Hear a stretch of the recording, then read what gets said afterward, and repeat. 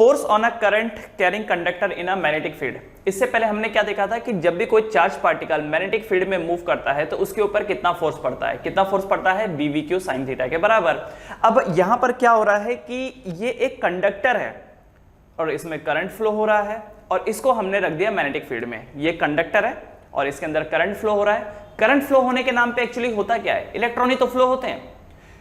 तो इसके ऊपर कितना फोर्स पड़ेगा, अगर एक चार्ज पार्टिकल के ऊपर फोर्स पड़ता है BVQ sin थीटा, तो अगर हमने किसी कंडक्टर को मैग्नेटिक फील्ड में डाल दिया तो उसके ऊपर कितना फोर्स पड़ेगा। अब उसका कैलकुलेशन जरा करना है अपने को, है ना। तो देखिए यहां पर number 1 force on one electron, force on one electron. जब भी एक इलेक्ट्रॉन के ऊपर फोर्स की बारी आती है तो कितना फोर्स होगा वो, तो इलेक्ट्रॉन का चार्ज होता है E, इलेक्ट्रॉन की जो वेलोसिटी है वो है v, और बाय द वे जो वो वेलोसिटी होती है उसको हम क्या बोलते हैं, drift velocity. And drift velocity को कैसे दिखाते हैं, d से दिखाते हैं। And b is the magnetic field, है ना। ये देखिए ये जो मैग्नेटिक फील्ड है जिसमें इसको रखा गया है इस कंडक्टर को, वो है b, जिसमें इस कंडक्टर को रखा गया है वो है b, है ना। तो देखो जब भी करंट फ्लो होता है, क्योंकि क्या बोल रखा है, force on current carrying conductor, मतलब इस कंडक्टर के अंदर करंट फ्लो कर रहे हैं। ये देखिए इसके अंदर क्या हो रहा है, करंट फ्लो हो रहा है, दैट मीन्स इलेक्ट्रॉन फ्लो हो रहे हैं। तो ये देखो ये इलेक्ट्रॉन फ्लो हो रहे हैं और कितने इलेक्ट्रॉन है इसके अंदर, बहुत सारे इलेक्ट्रॉन होंगे। तो एक इलेक्ट्रॉन के ऊपर कितना फोर्स पड़ेगा, EVB, है ना, EVB। BVQ होता है तो B मतलब मैग्नेटिक फील्ड हो गया, V इज द वेलोसिटी, तो यहाँ पर ड्रिफ्ट वेलोसिटी का इस्तेमाल करेंगे हम लोग। एंड दूसरा चार्ज ऑफ इलेक्ट्रॉन कितना होता है, E होता है ना। अब इसके अंदर एक इलेक्ट्रॉन तो है नहीं, कितने इलेक्ट्रॉन है, इसके अंदर ढेर सारे इलेक्ट्रॉन है। तो total force on the electron कितना हो जाएगा, जो total force on the electron होगा वो कितना हो जाएगा, जितने इलेक्ट्रॉन होंगे multiply by the individual force. अब कितने इलेक्ट्रॉन है एक बार जरा उसका देख लेते हैं। तो let there are n electron, let there are n electron per unit volume, let there are n electron per unit volume, है ना। Let there are n electron per unit volume of conductor. हमने ये जो conductor लिया है, मान लेते हैं इसके पर यूनिट वॉल्यूम में n इलेक्ट्रॉन है।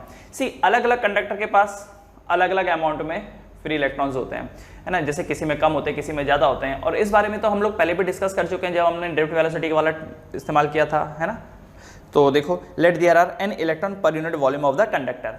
मैं यहाँ पर सेलेक्ट कर रहा हूँ इतना पोर्शन, ये देख रहे हो, मैं यहाँ पर इतना ही पोर्शन सेलेक्ट कर रहा हूँ, इतना पोर्शन। तो ये जो है ये पोर्शन, इस पोर्शन का लेंथ क्या है, L है। एरिया ऑफ क्रॉस सेक्शन कितना है यहाँ पर, A है ना। तो यहाँ पर वॉल्यूम कंसिडर्ड, मैं यहाँ पर जो वॉल्यूम कंसिडर कर रहा हूँ, वॉल्यूम कंसिडर्ड क्या है ये, A इंटू एल। जो मैं यहाँ पर वॉल्यूम कंसिडर कर रहा हूँ वो है A इंटू एल। तो इस वॉल्यूम में कितने इलेक्ट्रॉन होंगे, number of electron in volume considered, number of electron in volume considered will be equal to n into A into L, n into A into L।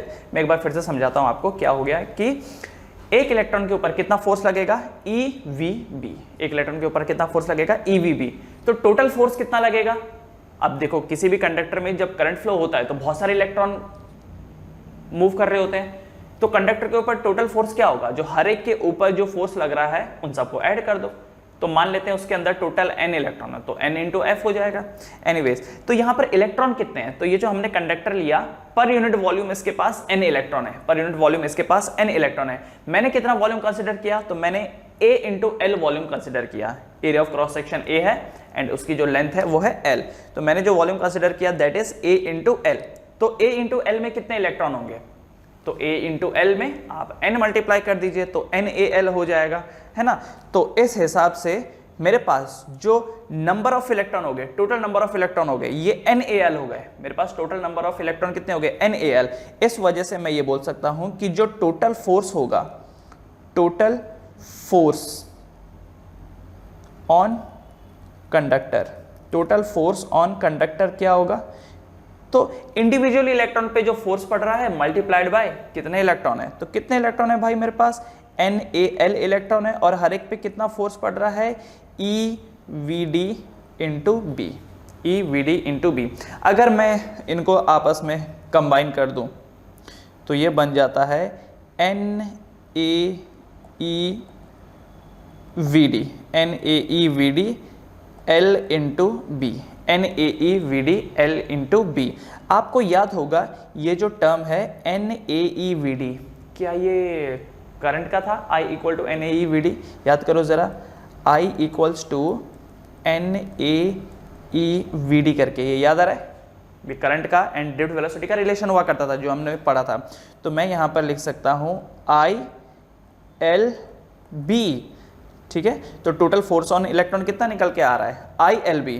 तो ये देखिए ये जो फोर्स है, टोटल फोर्स निकल के आया I L B, total force निकल के क्या आया? I L B। अच्छा, अब ये जो I L B है, अगर मैं इसी को वेक्टर फॉर्म में लिखूं तो वेक्टर फॉर्म में ये ऐसा बनेगा, F equal to I L cross B, I L cross B, this will become as I L cross B। मतलब करंट तो है, L एंड B में आपको क्या लगाना है? Cross product. आपको L और B में क्या लगाना है? Cross product. मैंने यहाँ पर साइन थीटा नहीं लिखा क्योंकि इस वाले केस में देखो, इस वाले एग्जाम्पल में कंडक्टर एंड मैग्नेटिक फील्ड आपस में 90 डिग्री पे था, इसलिए साइन थीटा लगाने की जरूरत नहीं पड़ी। लेकिन अब ऐसा तो नहीं है कि हर बार आपको 90 डिग्री का एंगल दिया जाएगा, है ना? तो इसीलिए आप इसको ऐसा लिख सकते हैं I L B sine theta, I L B sine theta. वैसे भी जब क्रॉस प्रोडक्ट हटता है तो उसकी जगह पर क्या आता है? साइन थीटा, उसकी जगह पर क्या आता है? Sign theta. तो आपको L एंड B में आपको L एंड B में क्रॉस प्रोडक्ट लगाना है फॉर द डायरेक्शन, या फिर अगर आप इसको साइन थीटा के टर्म्स में चेंज करना चाहते हैं तो ये बन जाएगा एल बी साइन थीटा।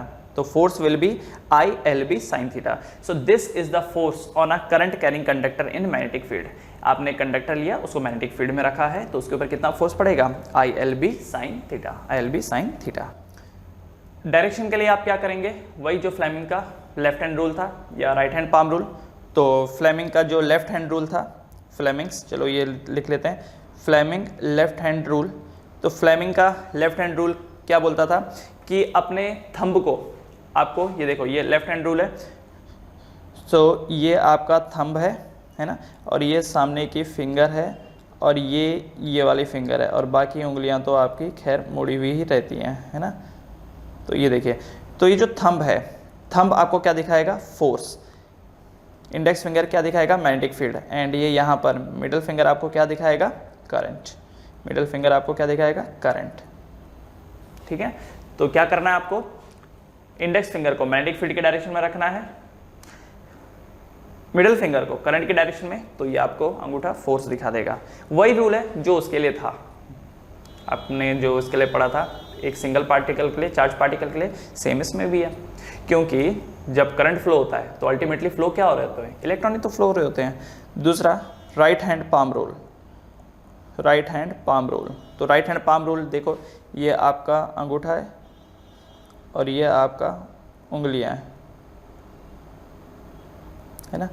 तो ये जो अंगूठा है, ये उंगलियां हैं, उंगलियां क्या दिखाएगी? Magnetic field. अंगूठा क्या दिखाएगा? फोर्स। और ये ऊपर का क्या दिखाएगा? करंट। अंगूठा क्या दिखाएगा? करंट। अंगूठा करंट, ये मैग्नेटिक फील्ड एंड ये force, that's all. Same to same है, कुछ फर्क नहीं है। तो एक चार्ज के ऊपर कितना फोर्स पड़ता है? BVQ sin theta. जब किसी कंडक्टर को हम लोग मैग्नेटिक फील्ड में रखते हैं तो अल्टीमेटली उसके अंदर कौन बह रहा होता है?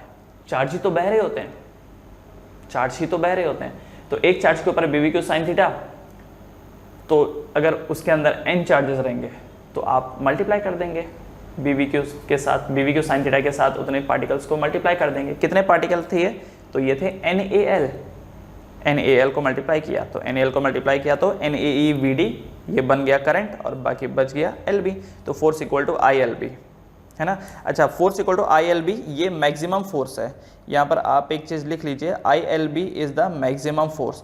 और ये मैक्सिमम फोर्स कब आता है? जब कंडक्टर एंड मैग्नेटिक फील्ड आपस में 90 डिग्री पे इंक्लाइंड हो, तब मैक्सिमम आता है। अगर 90 डिग्री पे इंक्लाइंड नहीं है तो फोर्स मैक्सिमम नहीं आता। तो एक्चुअली फॉर्मूला क्या है? ध्यान रखिए, एक्चुअली यही दो फॉर्मूले हैं मेन, एक्चुअली यही दो फॉर्मूले हैं, F equal to ILB sine theta या फिर F equal to IL cross B, IL cross B, है ना। बाकी ये तो मैक्स का फॉर्मूला है, F max. This is the F max. Maximum force का फॉर्मूला क्या है? ILB, क्योंकि साइन 91 हो जाएगा तो जो भी मिलेगा वो आपको मैक्सिमम ही मिलेगा। अब कुछ न्यूमेरिकल शुरू करते हैं। तो देखिए क्वेश्चन है, a conductor of given shape is kept in magnetic field of 200 Gauss, calculate the force acting on it. ये देखिए ये एल शेप का एक रॉड है, ये एल शेप का एक रॉड है जिसमें करंट R से P की तरफ जा रहा है, पहले R से Q की तरफ जा रहा है, फिर Q से P की तरफ जा रहा है, उसको मैग्नेटिक फील्ड में रखा गया है। तो बताइए उसके ऊपर कितना फोर्स पड़ेगा। सबसे पहले क्या इसके ऊपर फोर्स पड़ेगा या नहीं पड़ेगा? फोर्स कब पड़ता है? जब दो मैग्नेटिक स्ट्रेंथ आपस में टकराती हैं, या बोल सकता हूं कि जब दो मैग्नेटिक फील्ड आपस में टकराते हैं तब जाकर के फोर्स एक्सर्ट होता है। जैसा ये एक चार्ज है, ये दूसरा चार्ज है, जब दो चार्ज आजू बाजू आएंगे तब जाके फोर्स लगेगा ना। वैसे ही जब इधर का मैग्नेटिक फील्ड, इधर का मैग्नेटिक फील्ड, मतलब दो ऑब्जेक्ट हैं, ये अपना मैग्नेटिक फील्ड प्रोड्यूस कर रहा है, ये अपना, जब दोनों आपस में पास पास आएंगे तब जाकर के फोर्स एक्सर्ट होगा। अब ये देखिए यहां पर नेचुरली मैग्नेटिक फील्ड है, ये देख रहे हो क्रॉस मार्क, पेपर के अंदर मैग्नेटिक फील्ड जा रहा है, तो नेचुरली मैग्नेटिक फील्ड है यहां पर कितना? 200 गॉस का मैग्नेटिक फील्ड, 200 गॉस का यहां पर पहले से ही है। ओके, और दूसरा ये जो वायर है, वायर में करंट भी जा रहा है, तो वायर में अगर करंट होगा तो वायर अपना एक मैग्नेटिक फील्ड प्रोड्यूस करेगा। तो जो नेचुरली मैग्नेटिक फील्ड है और वायर के अंदर का जो मैग्नेटिक फील्ड है ये आपस में टकराएंगे और उससे फोर्स एक्सर्ट होगा। बट सवाल है कितना होगा? तो कैसे करेंगे देखिए जरा, पहले हम एक एक करके निकालेंगे। पहले फोर्स ऑन PQ, पहले क्या निकालेंगे हम लोग? Force on PQ, force on PQ। अच्छा, आप जानते हैं ना फोर्स का फॉर्मूला क्या था? तो फोर्स का फॉर्मूला है BIL sin थीटा। फोर्स का फॉर्मूला क्या है? BIL sin theta, where theta is the angle between magnetic field and the wire जिसमें करंट जा रही है। ओके, तो force on the PQ BIL sin theta, तो FPQ will be equal to magnetic field B कितना है? 200 Gauss, 200 Gauss. अच्छा, इस गॉस को चेंज तो करना पड़ेगा ना, तो आपको मालूम है ना 1 gauss is equal to 10 to the power -4 tesla, पता है कि नहीं?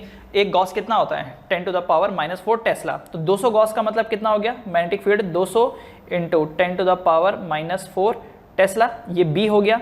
करंट कितना है? 5 एम्पियर का है, तो I 5 हो गया। And L what is the length? तो लेंथ इज द 10 सेंटीमीटर। अच्छा, 10 सेंटीमीटर का मतलब कितना हो गया? 10 into 10 to the power -2 metre हो जाएगा, into sine 90 degree. Why sine 90? Sine 90 इसलिए बिकॉज इस वायर में और मैग्नेटिक फील्ड में कितना एंगल है? 90 का। देखो वायर ऐसा ऊपर को जा रही है ना, और मैग्नेटिक फील्ड नीचे को जा रही है, और वायर सीधा ऐसे जा रही है, तो एंगल कितना हो गया? 90 डिग्री हो गया। तो कितना वैल्यू बनाइए? तो ये वैल्यू बन करके आएगा, देखिए 10 टू द पावर, पहले तो ये हो जाएगा 2 इंटू 10 टू द पावर -2। एक काम करते हैं, पहले इधर के इधर ही सॉल्व कर लेते हैं। 2 0 कैंसिल, 10 टू द पावर -2 बन जाएगा ये, है ना। फिर उसके बाद ये 1 0 कैंसिल, यहाँ से 10 टू द पावर -1, तो ये कितना हो जाएगा? ये 5 2 10, तो 10 इंटू 10 टू द पावर -3 हो जाएगा। अच्छा, उसके बाद हम इसको कर सकते हैं 10 to the power -2 newton, 10 to the power -2 newton. अगर कोई कैलकुलेटरी एरर नहीं की होगी मैंने, तो 10 टू द पावर -2 न्यूटन होगी। और कहाँ को लगेगा ये फोर्स? तो अंगूठा रखिए Q से P की डायरेक्शन में, और मैग्नेटिक फील्ड अंदर को है, तो जो फोर्स लगेगा वो इधर लगेगा। ये देख रहे हो, ये जो फोर्स है वो लेफ्ट हैंड साइड की तरफ लगेगा, मतलब ये जो PQ रॉड है ये लेफ्ट हैंड साइड की तरफ जाएगा। This is the force PQ, correct, this is the force PQ, समझ गए? ओके, दूसरा फोर्स ऑन QR। QR के ऊपर कितना फोर्स पड़ेगा? तो QR के ऊपर कितना फोर्स पड़ेगा? वही BIL sin थीटा। तो मैग्नेटिक फील्ड यहाँ पर कितना है? 200 into 10 to the power -4। Current इसका भी 5 एम्पियर है ना। इसकी लेंथ कितनी? 20 सेंटीमीटर, तो 20 into 10 to the power -2 into sine 90 degree. बस सॉल्व कर लीजिए। तो इसको सॉल्व कर लेते हैं। तो यहाँ पे 2 0 कैंसिल, 10 टू द पावर 4 का -2 हो गया, यहाँ से 1 0 कैंसिल और ये -1 हो गया, है ना। उसके बाद अब ये आगे क्या बनेगा?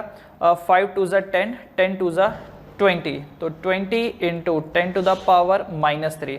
फर्दर क्या होगा? ये 0 कैंसिल और ये -2 बन जाएगा। So this value is 2 into 10 to the power -2 Newton.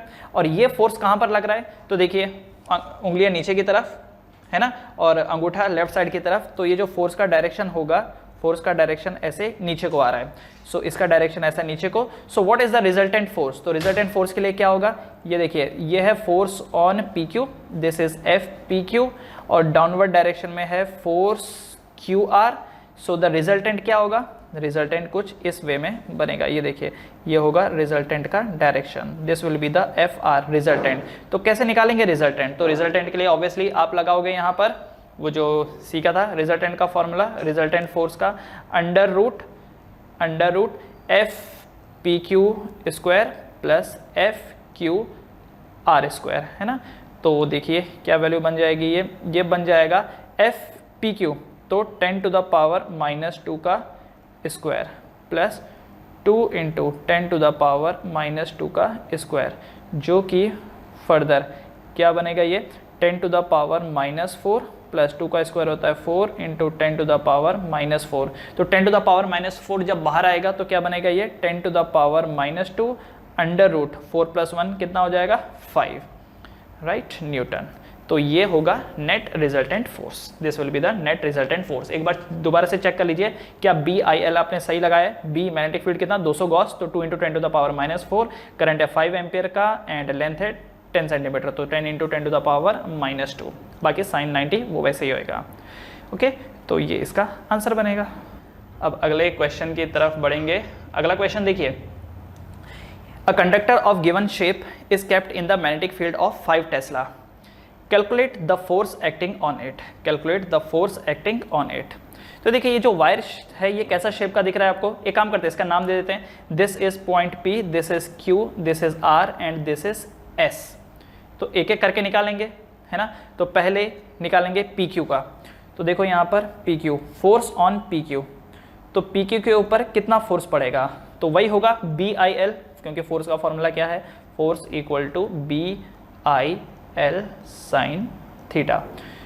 तो PQ के ऊपर कितना है, PQ का B कितना है, तो B यहाँ पर दिया हुआ है 5 टेस्ला, सो दिस इज 5।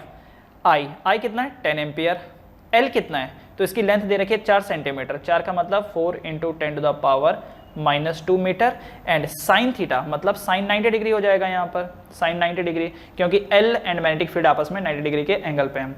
तो सॉल्व करने के बाद ये कितना हो जाएगा, 5 4 ज़ा 20 इंटू 10 टू द पावर -1 और फर्दर ये 0 कैंसिल और ये -1 कैंसिल, तो कितना आ जाएगा, ये आएगा 2 न्यूटन। 2 न्यूटन। डायरेक्शन क्या होगी, तो उंगलियों को डालिए मैग्नेटिक फील्ड के डायरेक्शन में और अंगूठे को डालिए P से Q, तो इसका जो डायरेक्शन है वो लेफ्ट साइड को आ रहा है, सो डायरेक्शन है लेफ्ट साइड में। Okay, the direction is toward the left hand side. Okay, अब दूसरा फोर्स ऑन QR निकालते हैं। Next is force on QR, तो मैग्नेटिक फील्ड इसके लिए भी 5 है ना, एंड दूसरा करंट कितना 10 एम्पियर इसके लिए भी है, एंड इसकी लेंथ कितनी 6 इंटू 10 टू द पावर -2 और एंगल तो इसके लिए भी 90 डिग्री है, तो साइन 91। तो कितना बन गया ये, तो देखो 0 से ये कैंसिल -1, 5 6 ज़ा 30, तो 30 into 10 to the power -1, further 0 से ये कैंसिल एंड सॉल्व करने के बाद ये आएगा 3 न्यूटन। अच्छा, इसमें फोर्स कहाँ को लगेगा, तो उंगलियों को प्लेन ऑफ पेपर के अंदर डालिए, अंगूठे को Q से R के डायरेक्शन में, तो फोर्स यहाँ पर पड़ रहा है ऊपर की डायरेक्शन में, सो दिस इज 3 न्यूटन अपवर्ड, है ना। तीसरा FRS, तो RS क्या होगा, तो कितना मैग्नेटिक फील्ड कितना 5 टेस्ला, करंट कितना 10 एम्पियर एंड इसकी जो length 4 into 10 to the power -2 and sine 90 degree. तो जब आप इसे सॉल्व करेंगे तो वही आएगा जो ऊपर था ना, क्योंकि सब की चीज़ें तो सेम है, तो कितना आएगा 2 न्यूटन, और वो भी किधर, डायरेक्शन किधर, तो इसका भी डायरेक्शन तो लेफ्ट हैंड साइड को ही होगा ना, इसका भी डायरेक्शन लेफ्ट हैंड साइड को ही होगा, है ना। सो ओवरऑल जो आप नेट फोर्स बताओगे, what will be the net force, force net क्या होगा, तो फोर्स नेट यहां पर ये रहेगा कि 2 न्यूटन और 2 न्यूटन, 4 न्यूटन तो लेफ्ट साइड की तरफ एक्ट कर रहे हैं, मतलब -I की तरफ एक्ट कर रहे हैं, है ना, प्लस 3 न्यूटन जो है वो ऊपर की तरफ एक्ट कर रहा है, मतलब J की तरफ। So the magnitude of force निकल के आएगा under root 4 square plus 3 square, तो 4 स्क्वायर प्लस 3 स्क्वायर कितना होता है, 4 4 ज़ा 16, 3 3 ज़ा 9, तो 16 और 9 कितने होते हैं 25, तो सॉल्व करने के बाद ये कितना आ जाएगा 5 newton, so this will be equal to the 5 newton. समझ गए, ये हो गया, तो ये 5 न्यूटन का फोर्स आ जाएगा। अब आगे बढ़ते हैं, नेक्स्ट क्वेश्चन। नेक्स्ट क्वेश्चन है calculate net force on the figure. अब यहाँ पर आपको कुछ नहीं दे रखा है, सिंपली ये बोल रखा है कि जो मैग्नेटिक फील्ड है वो B है the magnetic field is B over here. देखो मैग्नेट लगा रखा है नॉर्थ से साउथ की तरफ और बीच में एक ट्रायंगुलर कॉइल रख रखी है और आपको बोल रखा है कि इस कॉइल के ऊपर कितना फोर्स पड़ेगा। तो पहले देखिए जरा, पहला फोर्स ऑन पी क्यू क्या होगा, what will be the force on P Q, P Q के ऊपर कितना फोर्स होगा। तो क्या फॉर्मूला है, फॉर्मूला है B I L sine theta, right, B I L sine theta.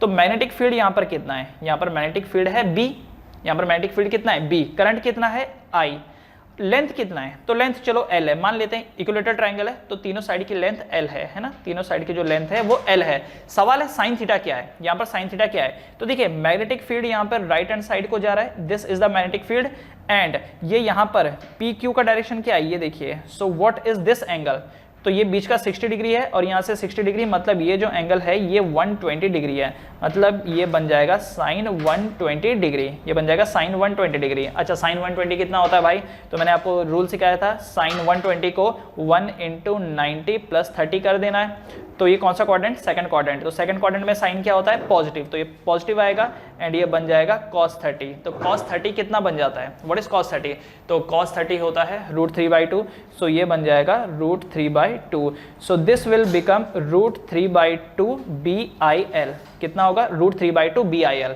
अच्छा डायरेक्शन क्या होगा, तो डायरेक्शन के लिए क्या करेंगे, मैग्नेटिक फील्ड के डायरेक्शन में उंगलियों को रखेंगे और करंट नीचे, इसका मतलब जो इसके ऊपर फोर्स पड़ेगा वो ऊपर की डायरेक्शन में पड़ेगा, है ना, ऊपर की डायरेक्शन का मतलब फोर्स होगा डॉट के फॉर्म में, राइट।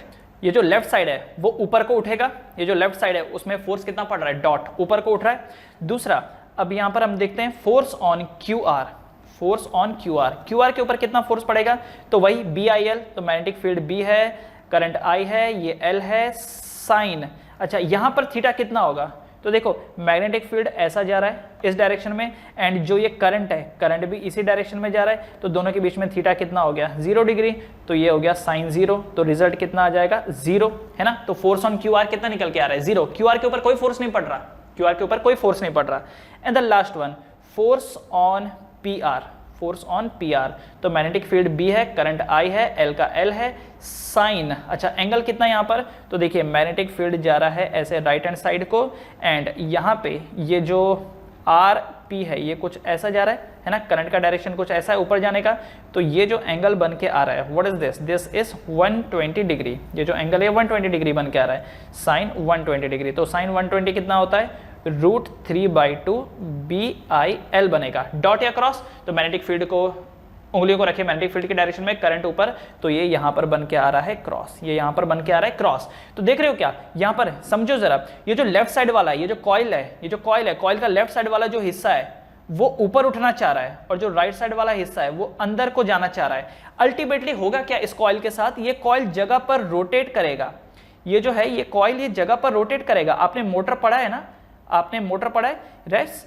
तो ये जो कॉइल है ये कुछ इस वे में टर्न करना शुरू कर देगा, क्योंकि लेफ्ट वाला हिस्सा ऊपर उठना चाह रहा है, राइट वाला हिस्सा नीचे गिरना चाह रहा है, तो ये जगह पर ही रोटेट करेगा, ये लेफ्ट या राइट को मूव नहीं करेगा, ये जगह पर ही रोटेट करेगा, समझ रहे बात को, ये जगह पर ही रोटेट करेगा। ओके, सो इसके ऊपर जो नेट फोर्स होगा, therefore the net force will be equal to 0, जो इसके ऊपर नेट फोर्स होगा वो 0 पड़ेगा, समझ गए। हाँ इसके ऊपर टॉर्क जरूर लगेगा, ये जगह पर रोटेट करेगा, टॉर्क जरूर लगेगा। तो याद रखिए यूनिफॉर्म मैग्नेटिक फील्ड में अगर आप किसी भी क्लोज लूप को रखते हैं, याद रखिए अगर यूनिफॉर्म मैग्नेटिक फील्ड है, ये देखिए ये यहाँ पर यूनिफॉर्म मैग्नेटिक फील्ड है और इस यूनिफॉर्म मैग्नेटिक फील्ड में अगर आप किसी भी लूप को रखते हैं तो उसके साथ क्या होगा, उसके ऊपर जो नेट फोर्स है वो 0 पड़ेगा। किसी भी लूप को आप रखिए यूनिफॉर्म मैग्नेटिक फील्ड में तो उसके ऊपर जो नेट फोर्स है वो 0 पड़ के आता है, उसके ऊपर जो नेट फोर्स होगा वो 0 पड़ के आएगा। क्या बनेगा उसके ऊपर होगा क्या, उसके ऊपर टॉर्क पड़ेगा, बट जो उसके ऊपर नेट फोर्स है वो 0 रहेगा। ओके, यहाँ पर एंगल से कोई फर्क नहीं पड़ता, मतलब आप यहाँ पे ट्रायंगुलर लूप ले लो, रेक्टेंगुलर लो, स्क्वायर लो, कैसा भी लो, हेक्सागोनल, पेंटागोनल, एंगल से कोई फर्क नहीं पड़ता। यूनिफॉर्म मैग्नेटिक फील्ड में लूप है और उसके अंदर करंट बह रहा है, तो इस वजह से ये देखिए ये यहाँ पर इसके अंदर करंट बह रहा है, तो इस वजह से इसके ऊपर नेट फोर्स 0 पड़ेगा। हाँ अगर नॉन यूनिफॉर्म मैग्नेटिक फील्ड होगा तब इसके ऊपर फोर्स पड़ सकता है, फोर्स एंड टॉर्क दोनों पड़ेगा। जैसे आपने ये पढ़ा था ना डाइपोल वाला कॉन्सेप्ट कुछ, कि अगर यूनिफॉर्म इलेक्ट्रिक फील्ड में होगा तो डाइपोल के ऊपर टॉर्क लगता है, डाइपोल के ऊपर टॉर्क लगता है, फोर्स नहीं लगता। लेकिन अगर नॉन यूनिफॉर्म इलेक्ट्रिक फील्ड होगा तो टॉर्क भी लगेगा एंड फोर्स भी लगेगा।